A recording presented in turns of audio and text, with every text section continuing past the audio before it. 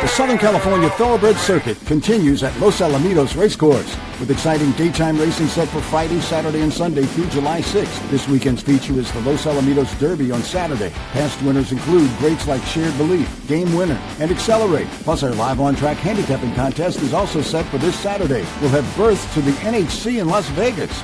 And remember, our holiday racing program is set for Friday, 4th of July. Daytime racing is back at Los Alamitos Racecourse.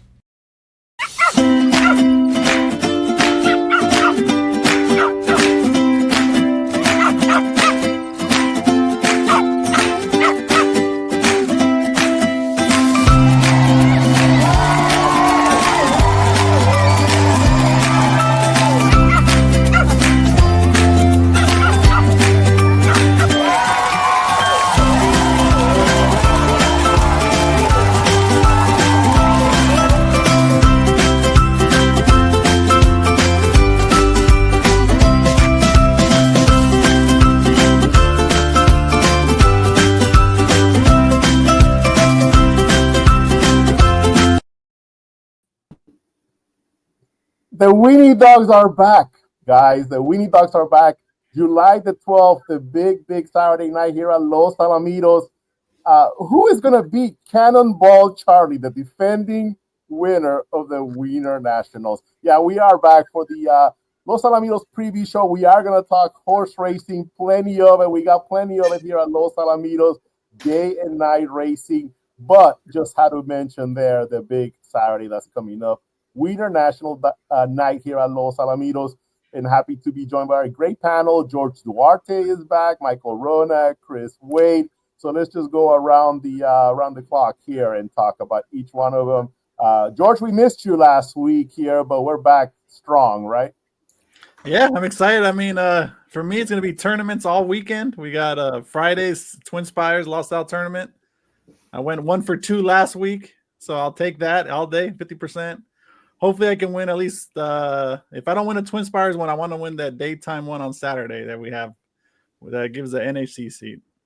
Yeah, of course. Visit twinspires.com. We have contests every single day here associated with the daytime meet here at Los Alamitos. Some of them are feeders to bigger contests, but every day we have a cash prize contest on twinspires.com. And, of course, the on-track NHC that takes place this Saturday. Michael, big weekend of racing last week. We're going to have another one this week.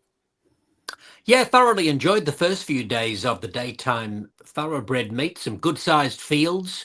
The 6.5 furlong starting point was used a little more than I recall from recent meets, which is a nice alternative. And that was a terrific performance by Kings River Knight to win the Bertrando for the second time. Yeah, what a fun race that was. And Juan Hernandez talked about how at one point he wasn't sure if Kings River Knight was gonna do it. He mentioned how he was looking at something in the background. Maybe he was smelling the grapefruit at Schwanni's that was happening, but whatever that was, it was kind of distracting him a little bit. But he got him back to focus on the task at hand, and the horse once again got it done. That's his third stakes win here at Los Alamitos for Kings River Knight. Chris, how are you doing, Chris? I know we have a lot of simulcast action happening. Even at Ruidoso this weekend, they have trials to the Rainbow. Yeah, they got 16 trials on Friday, 16 on Saturday.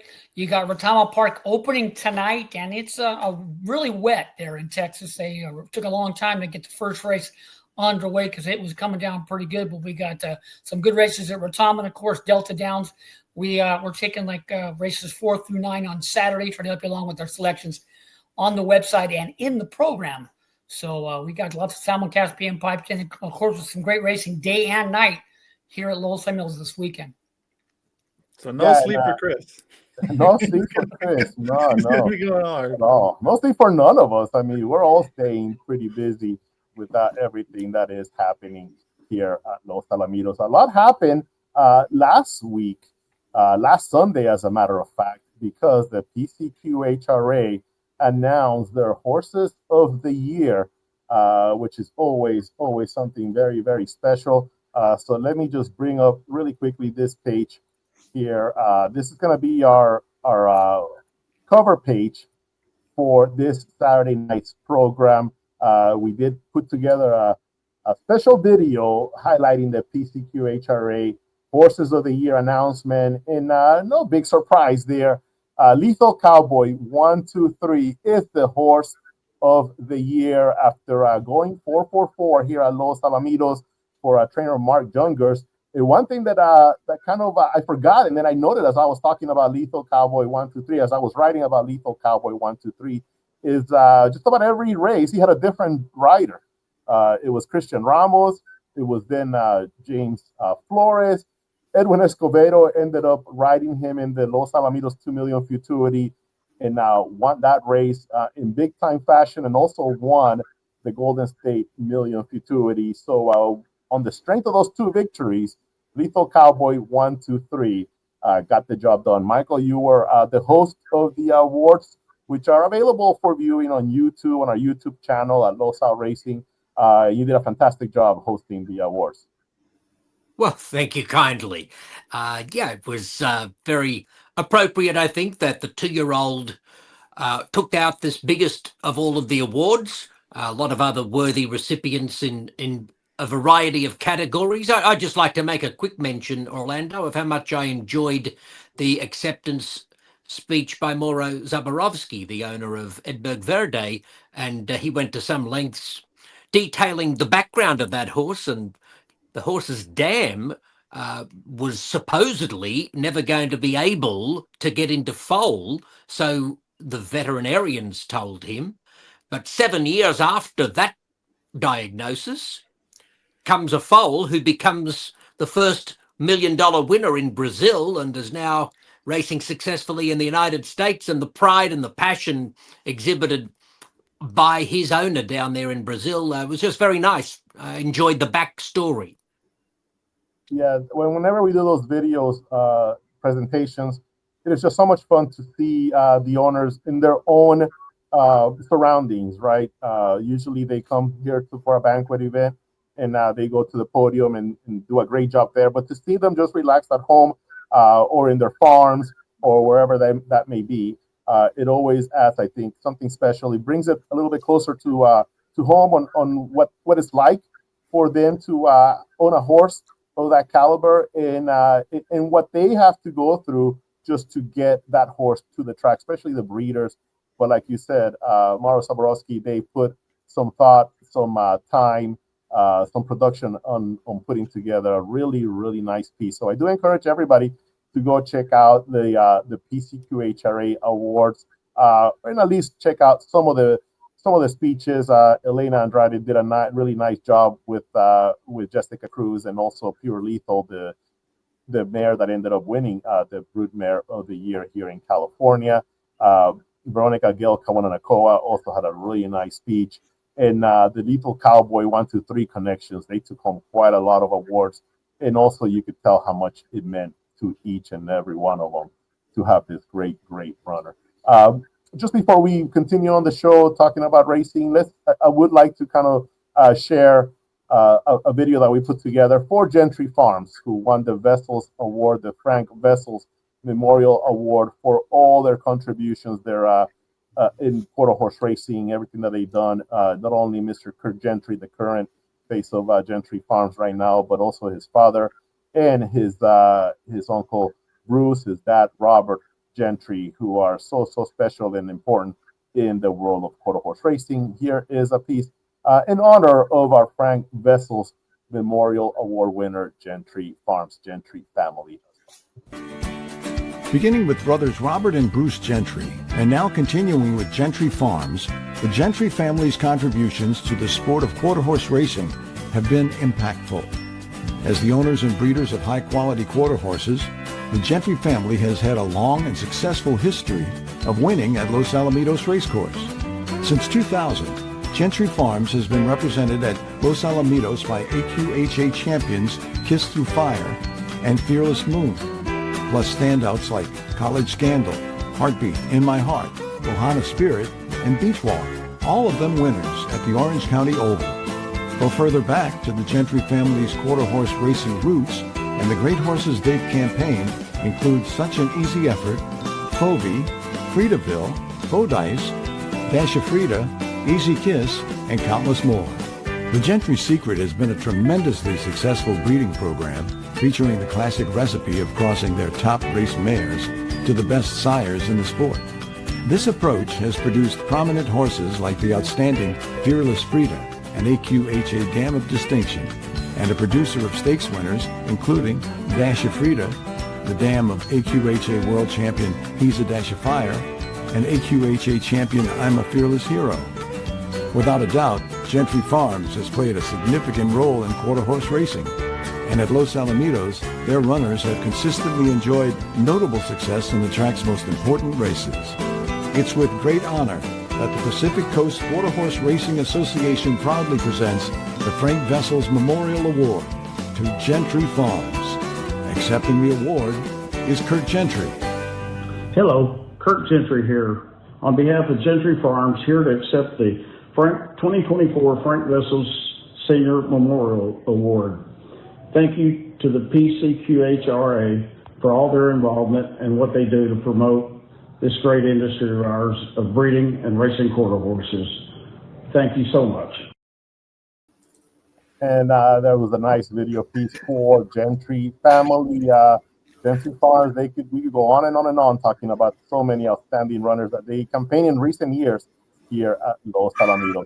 So for the full show, we do encourage you to visit our YouTube channel and check out the PCQHRA 2024 Awards show. Let's talk some racing now, and let's go to the past performances here for Saturday night. Let's start with race number 6. Chris, you have a selection in this race, right? Let's go. Let's get right to it, Chris. Yeah, we like this horse as a price play last time. The horse broke the maiden very impressively. We have a horse, Michael's Fire, who returned to crush a quality field. And when this horse beat that horse that night, this is where Nationalists did get rambunctious behind the gate and in the gate, and still won rather impressively. Then he came right back against non-winners of 2 lifetime event and leaned back at the start, got bumped back, lost all chance, had it angled out, and finished with a ton of run the final half of the affair. And the big-bodied horse draws the outside post, so clear path expected.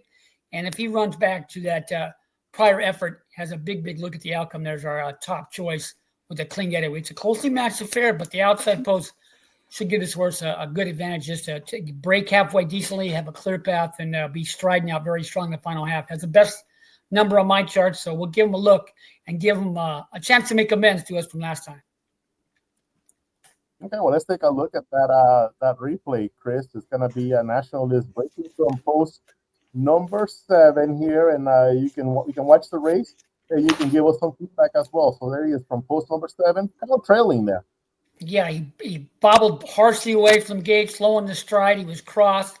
He angled out. He's on his own right now, but watch, he's a big-bodied horse. Watch him stride out very strongly on his own. Under a hold, the final half of the affair was moving well, and was never asked to run. And watch that finish right there into the wire. He basically galloped into the horses who were in front of him throughout. So if he gets away clean, big look at the outcome. Just mind his matters in the gate, and the decent getaway puts the horse right there early and throughout. And I'm going to give him a look as my top choice in that 6th event, in that second leg of the late pick 4. I got to tell you, Chris, this race is a tough one. There was it's a lot of really nice horses in that one. I almost picked all in that race. I ended up having to go back and take a few out of my selections. So we'll take a look there. Race number 6, Nationalist. Chris Waits, pick to click here on Saturday night. Let's go ahead and Chris, just before you move on, Orlando, I'm interested in how Chris and George, for that matter, evaluate conditions versus figures, because this is the only one-time winner in the field. He's racing above his conditions Nationalist, but as Chris said, he's got the correct post position for his size and style. And you know how much credence do you give to the conditions versus other factors such as your own figures? Yeah, I look at everything, but with everything factored in, my trouble, my track variant, he's got my best number. And even though he's racing above his conditions, with that outside post, I had to give him one more chance to make amends to that last effort. So the talent is there. He has my best figure with everything factored in, the trouble, the track variant. And if he gets away cleanly, he's got a big look at the outcome. I know he's facing tougher than what he should be, but on paper. But number-wise, he's got my best number and a decent getaway. If he mind just matters the gate, he's got a big look at the outcome there in race number 6, second leg of the late pick 4. George, any thoughts on that? For me, well, if you look at Quick she actually did the same thing Naturalist is trying to do. She went from a non-2 to a non-3 and 1 last time. So that's why she still qualifies for this condition. For me, it's on a horse-to-horse basis. For him, if he was in between horses, it would be a horse I'd be against because, for one, he's racing above his conditions, racing against multiple-time winners, and then he's going to need the racing luck in order to keep his path. But since he has the outside, I think it kind of cancels it out a little bit, and that's why I would still consider him. But that's something that you always have to look at. That's one thing especially in thoroughbreds, that really matters. But in quarter horse, it does matter as well. You know, you're facing better horses. You're facing horses that have been facing tougher company than you, and especially like this at this time of the year, he broke his maiden against 3-year-olds in the spring. You know, how much tougher have these horses been facing? You know, breaking their maiden as a 2-year-old, breaking their maiden earlier in the year, so they've been facing allowance rivals that have much better resume.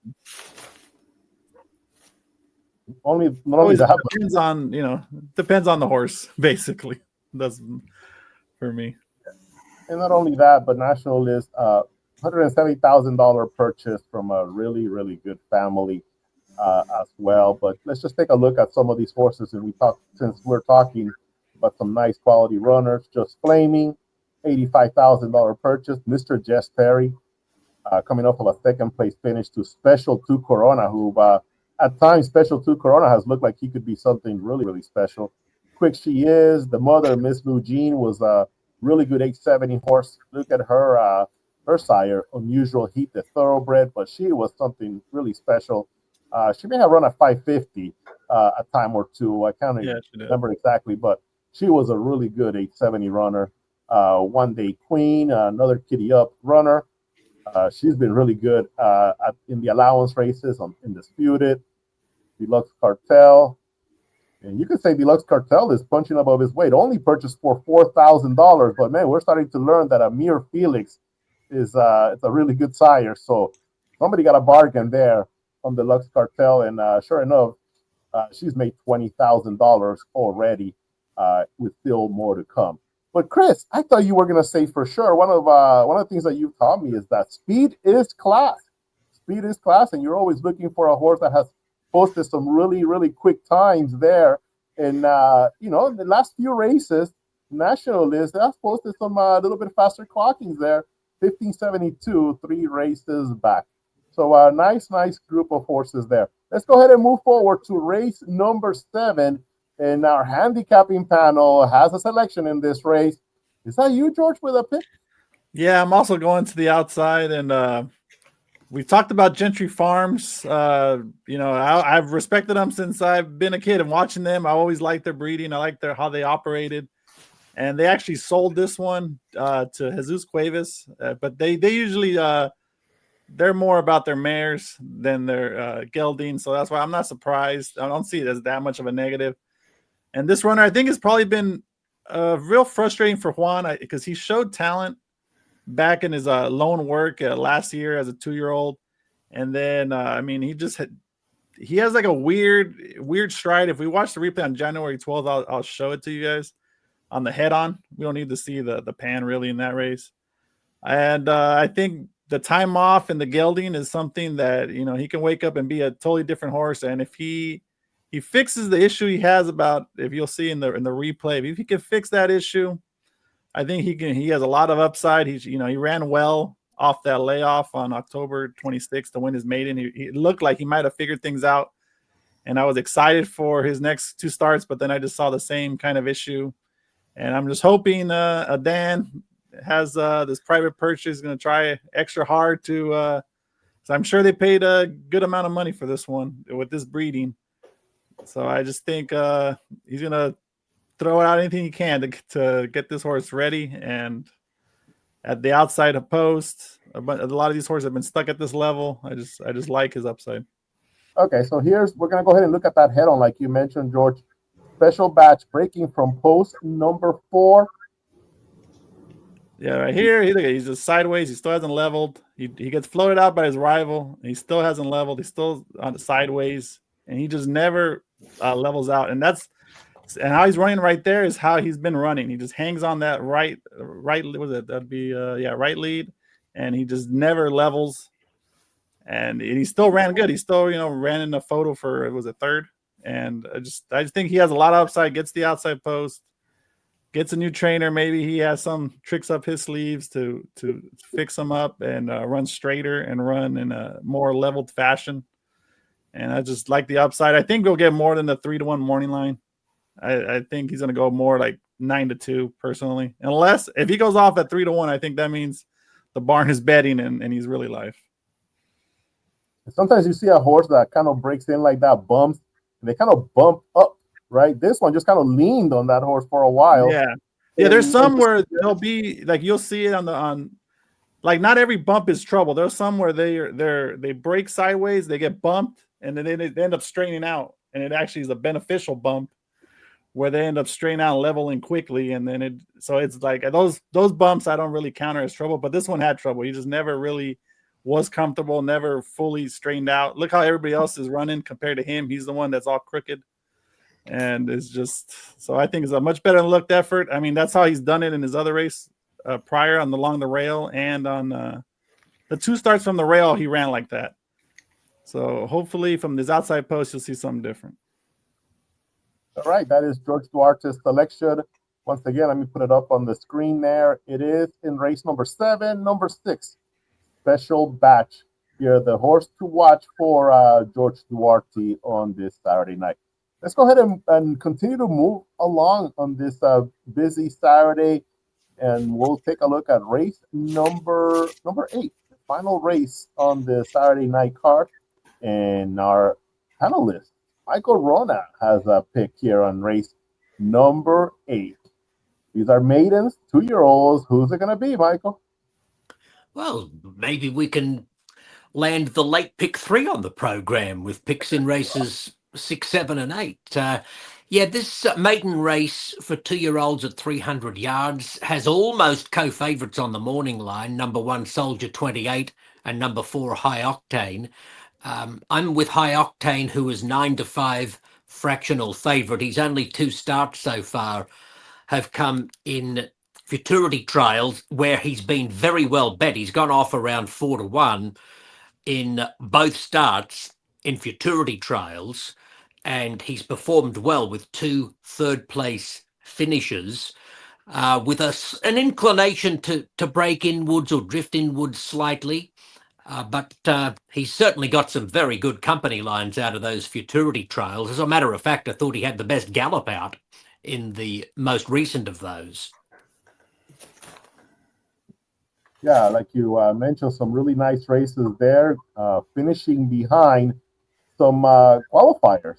Duda Cartel qualified, as did Wake Up Little Susie and El Mero Mero. Both of them advanced from those trial races when facing High Octane. We're going to go ahead and take a look there at the May 25th race, the trial to the Edberg Million Futurity, and it was one of the early trials. Duda Cartel, for a long time, had the fastest time going into those Edberg races. So let me go ahead and bring it up, and we can talk a little bit more about High Octane, who I picked on top as well, Michael. So I'm in agreement with you.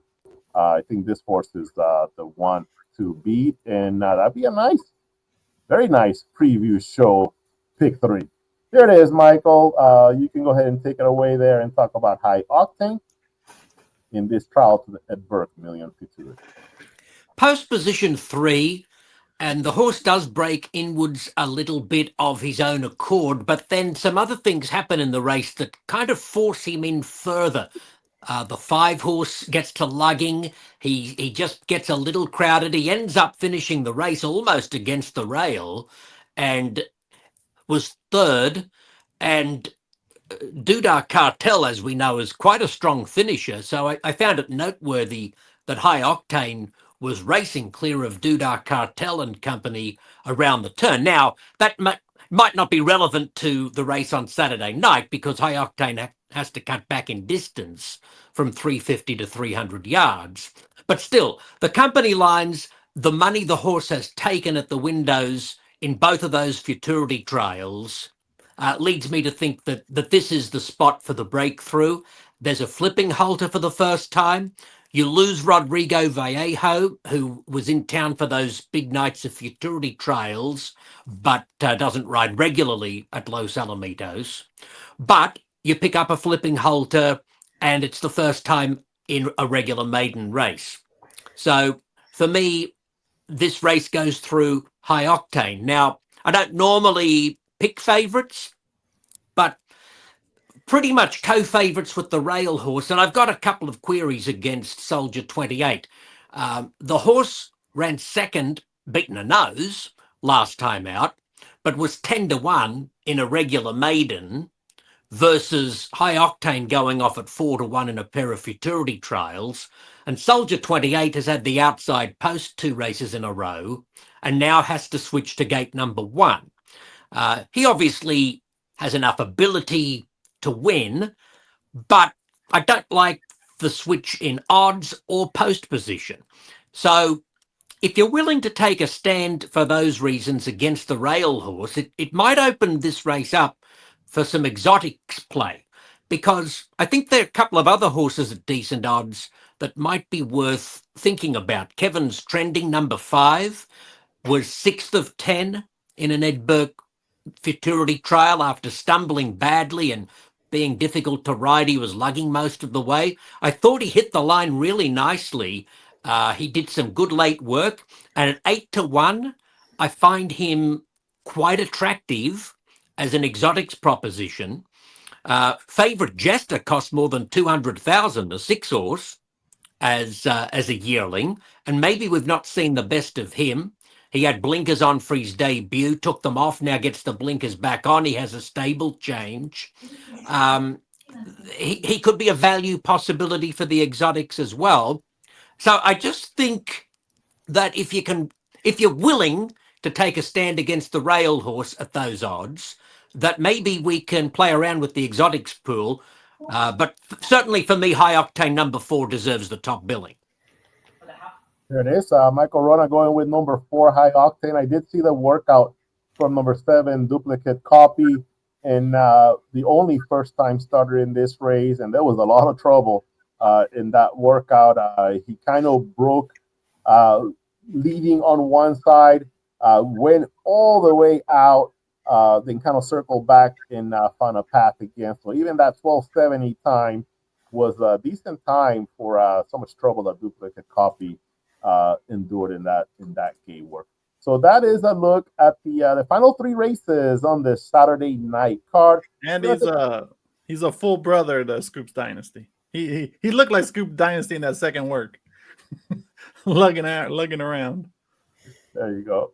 We're gonna take a quick break and come back and talk a little bit about the daytime action here at Los Alamitos before we wrap up this show. We'll be right back.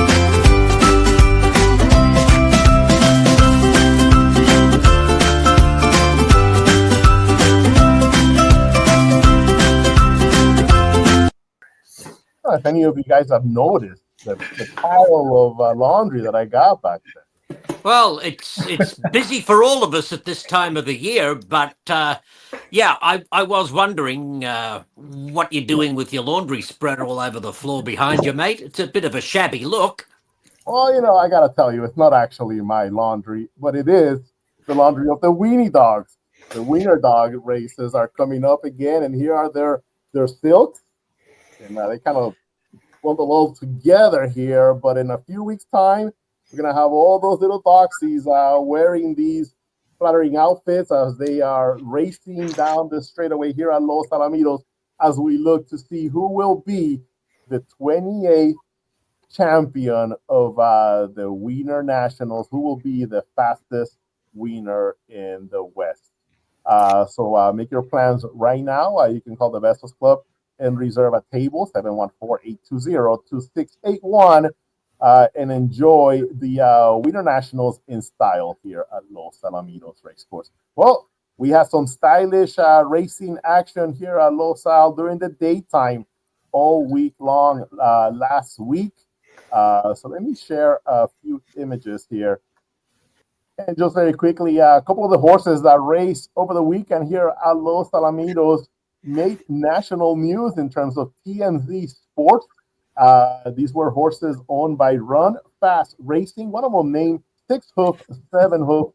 The other one named Punto 40 in Todd Schrupp on FanDuel TV did a nice segment talking about these horses, their ownership. Run Fast Racing, Adam Kluger is an artist manager, and he's involved with tremendous artists like Lil Wayne, Ro Alejandro, and so many more. And they formed a celebrity partnership, and they're racing horses, and their first 2 wins came here at Los Alamitos. 6 Hoof, 7 Hoof being one of the winners, and the other one, like I mentioned, Punto 40. There's a photo of Punto 40 there with Antonio Fresu. So yeah, really that was cool. on debut. Yeah, really cool to see Los Alamitos feature on TMZ Sports. Again, horses trained by Doug O'Neill. So hopefully we get to see more of these outstanding connections here. We'll certainly be following as they continue their experience in horse racing. And 6 Hoof, 7 Hoof's win was remarkable on opening day when, for all intents and purposes, the track seemed speed favouring, but here comes this horse from almost 20 lengths out of it, and they must have got a huge thrill out of that finishing burst. Yeah, definitely a fun way to win a race, right? Doing it in that. That's your first race, you're hooked. I mean, if your horse looks like it has no chance and then comes flying and winning. Wow. Yeah, what a way to get that partnership going for sure. So I think TMZ Sport may have had a quote from Lil Wayne saying, I won my first race. I believe they have been the quote there from Lil Wayne. Of course, we got a big race this Saturday at Los Alamitos. It is the running of the Los Alamitos Derby, and our publicity director for the daytime meet, Bob Mieszerski, provided this preview of the Los Alamitos Derby. To say Bob Baffert has owned the Los Alamitos Derby would be a severe understatement. He's won the race 8 years in a row, and it's hard to believe he won't be able to do it 9 times in a row because he'll have 3 of the 5 entrants in the race on Saturday, including the morning line favorite, Nevada Beach. Nevada Beach will be ridden by Juan Hernandez, who's won this race 2 out of the last 3 years. Comes off a sharp second-place finish in the Affirmed Stakes at Santa Anita behind a Grade 1 winner, Gaming, another Bob Baffert trained runner. He's also settling Barney, who was an impressive winner on the Preakness undercard, going wire to wire in the mud at Pimlico. He seems to be an improving colt. And then there's also, Baffert also trains Tis Secure, a new gelding who chased another talented Baffert runner, Goal Oriented, on the Kentucky Derby undercard. He's bred to run all day. He's by out of the mare Tough Tiz Assist, who was a multiple graded stakes winner for Baffert and had no trouble going 2 turns. So I think it's possible he could run 1, 2, 3 in the race, but I would give the edge to Nevada Beach based on his race last time. Yeah, and of course, Bob Baffert won this race with Winstock last year, the year before Reincarnate, if I remember correctly.